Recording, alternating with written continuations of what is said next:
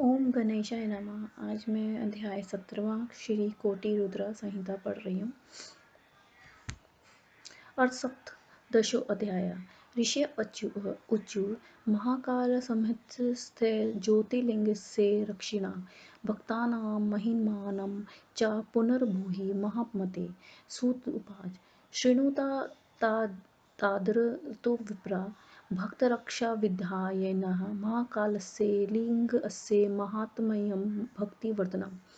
उज्जयिन्यां बुद्ध्रजा चन्द्रसेनाह्यो महान् सर्वशास्त्रात् तत्त्वज्ञ शिवभक्तो जितेन्द्रियः।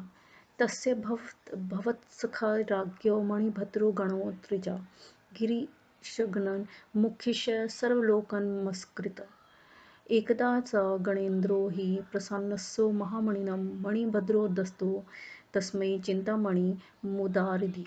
स वै मणि कौस्थो भवोदयोक्त मानोर उक्कर्षभिन्ना ध्यातो दृष्टा श्रुतो वापि मङ्गलं यच्छति ध्रुवम्। तस्य कान्तितलस्पृष्टं कांस्यं तापममृतं त्रपो पाषाणदिग्मयन्द्वया द्रन्तुं भवति हाटकं। सा तु चिन्तामणिं कण्ठे बिभ्रदजा। ने ब्राह्मण शिव या सुषि मुक्ति को पा गए और वह एक कोस के भीतर लिंग रूप में स्थित हुए। तब से महाकालेश्वर नामक शिव भूताल में प्रसिद्ध हुए। वह ब्राह्मणों इनका दर्शन करने और स्वप्न में भी दुख नहीं होता। जो मनुष्य जिस कामना से उस लिंग की उपासना करता है उसकी वह इच्छा पूर्ण होकर वह मरने के बाद मोक्ष लाभ प्राप्त करता है।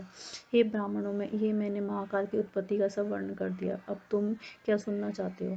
इस प्रकार परमेश्वर पंडित तारानाथ त्रिपाठी को डॉक्टर ब्रह्मानंद त्रिपाठी द्वारा रचित शिव टीका टिप्पणी आदि से समृद्ध शिव महापुराण में महाकाल ज्योतिर्लिंगम महस्य वर्णन नामक 16वां अध्याय समाप्त। ऋषियों ने कहा, हे महाबुद्धि वाले, महाकाल नामक ज्योतिर्लिंग जो भक्तों का रक्षक है उसकी महिमा को फिर से कहिए। सूत जी ने कहा, हे ब्राह्मणों, भक्त रक्षक महाकाल लिंग के भक्तिवर्धक महात्म्य को आदर से सुनिए। उज्जैनी नगर में सब शास्त्रों के अर्थ के तत्व को जानने वाला शिव भक्त जितेंद्र चंद्र सेन नामक राजा था। हे ब्राह्मणों, उस राजा का मित्र समस्त लोगों द्वारा प्रणीय शिव जी का प्रमुख गण मणिभक्त था। एक समय उस उदार बुद्धि वाले गण अध्यक्ष मणिभद्र ने प्रसन्न होकर उस राजा को उत्तम चिंतामणि दी। सूर्य के समान चमकता हुआ कोसभरणी के समान वह मणि ध्यान करने लगा।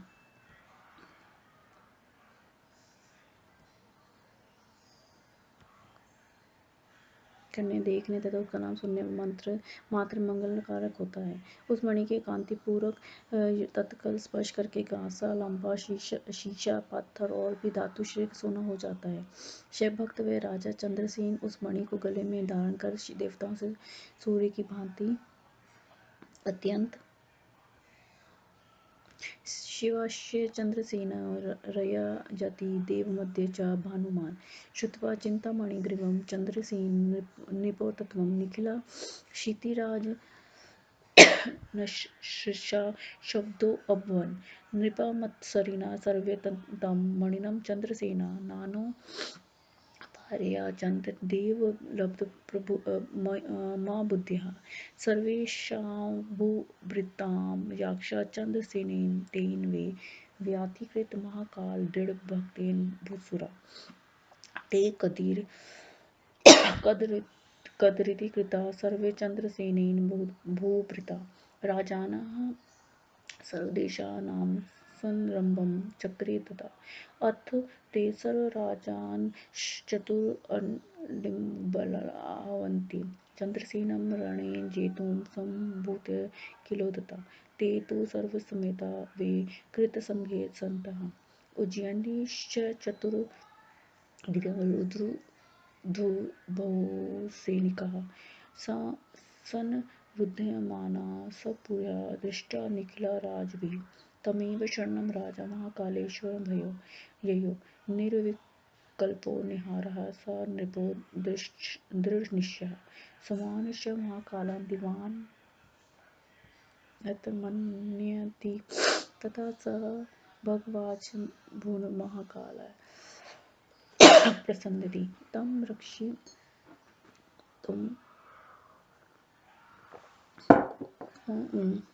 तम उपायं वे चक्रित श्रृन्दादरात् तदेव समये गोपी कजी तत्र पुरोतमे चरन्ति स शिशुविर्प्रिय महाकालयन्ति ययो पृषत् स्वस्य बालं वहन्ति गतविप्रा राज्ञा कृता महाकालपूज्या सा अपश्यददात् सा दृष्टा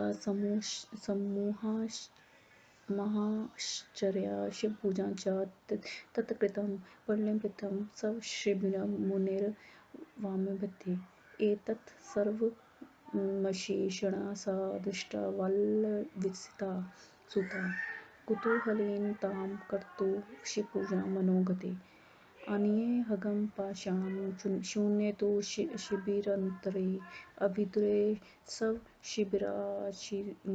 स भक्तिता गण्डालवासोऽभिधूर्पदीपाशताभिः विद्यान् वेदं चाप्यकल्पते भूयो भूये सम्प्रचेपत्रे पुष्पमनोरम नित्यं च त्रिविधं कृत्वा प्राणनां पुनः पुनः एतस्मै समये पुत्रं शिवासत् सुचेतसं परिणयादोपिका शोभिता उस शेष राजा चंद्रसेन के गले में चिंतामणि है। वह सुनकर सभी राजा ललचाने लगे। वह सब कपटी राजा देव की कृपा से प्राप्त उस मणि को अनेक उपायों को करके चंद्रसेन से मांगने लगे। हे ब्राह्मणों, महाकाल के दृढ़ भक्त चंद्रसेन ने उन सब राजाओं की प्रार्थना को व्यर्थ कर दिया।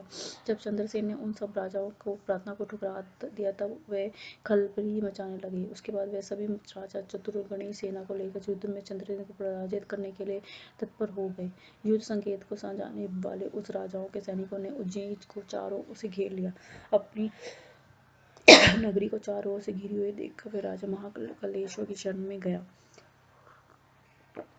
किसी प्रकार के विकल्प से रहित निराहार व राजा दृढ़ निश्चय के साथ दिन रात महाकाल की पूजा करने लगा। तब महाकालेश्वर भगवान प्रसन्न होकर उसकी रक्षा करने के लिए उपाय करने लगे और उसे आदर से सुनिए। एक बार में उस समय कोई गोपी वाले बालकों के साथ घूमती हुई महाकाल के